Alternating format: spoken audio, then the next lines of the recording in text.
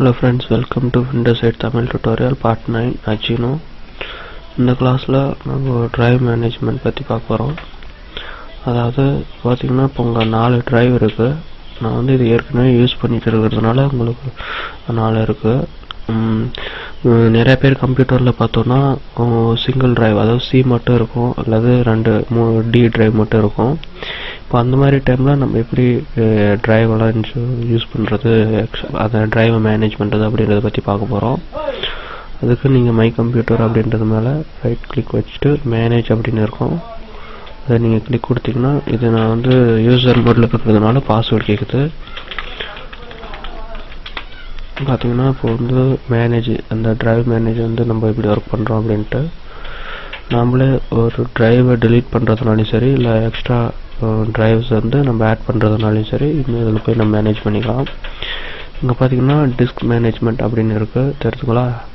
அதை நம்ம கிளிக் கொடுத்தோன்னே பாத்தீங்கன்னா இங்க அதோட கான்ஃபிகரேஷன் எல்லாம் லோட் ஆயிட்டு வந்துடும். இப்போ பாத்தீங்கன்னா இது வந்து 4 டிரைவ்ன்றதுனால 4 காட்டுது. CEGF அப்படின்ற 4 டிரைவ். இப்போ நான் வந்து இதை எப்படி மேனேஜ் பண்ணணும், எனக்கு இப்போ பார்த்தோன்னா இதில் வந்து 50 GB இருக்கு. இந்த 50 GB எனக்கு இதோட ஆட் பண்ணணும் அப்படின்னு நினைச்சீங்கன்னா அதை நீங்க செலக்ட் பண்ணிட்டு ரைட் கிளிக் கொடுத்தீங்கன்னா delete அப்படின்னு இருக்கும். delete நீங்க கொடுத்தோடனே அதோட அந்த டிரைவ் வந்து delete ஆகாது. அதுல எது அது delete ஆயிட்டு இன்னொரு இதோட போய் சேர்ந்துரும். அதோட மெமரி வந்து இன்னொரு பாத்தீங்கன்னா E இல்லைன்னா F அது கூட போய் சேர்ந்துரும். அப்படி நீங்க delete பண்ணிக்கலாம்.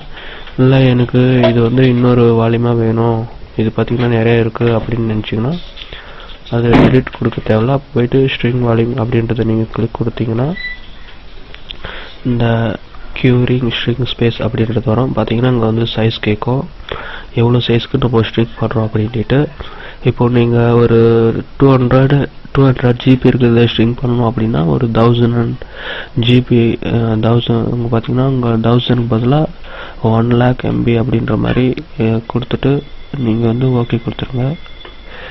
இப்போ 47 அங்க பாத்தீங்கன்னா 47517 அப்படின்னு இருக்கு. இது பாத்தீங்கன்னா ஒரு 47 GBக்கு.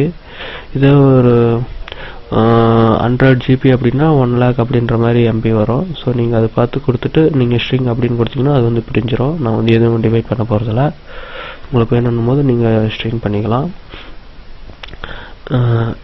ஓவராலா பார்த்தோம்னா இந்த இடத்துல மட்டும்தான் நம்ம ஒரு டிரைவை பிரிக்கிறதுனாலும் சரி இல்ல டெலீட் பண்றதுனாலும் சரி நம்ம இதில் யூஸ் பண்ணிக்கலாம். நீங்க வந்து இதை ட்ரை பண்ணி பாருங்க.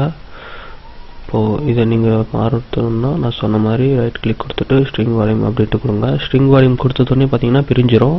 அப்புறம் அங்க நியூ வால்யூம் அப்படின்ட்டு வரும். அந்த நியூ வால்யூம் அப்படின்றதுக்கு நீங்க ஓகே கொடுத்துட்டு நார்மலா நீங்க ஒரு டிரைவர் சாஃப்ட்வேர் இன்ஸ்டால் பண்ற மாதிரி ஓகே கொடுத்தீங்கன்னா அது வந்து டைரக்டா இன்ஸ்டால் ஆயிடும். அதை நீங்களே ஸ்ட்ரிங் பண்ணீங்கன்னா உங்களுக்கு தெரியும். அது ஏதாச்சும் டவுட்னா கீழே கமெண்ட்ல கேளுங்க.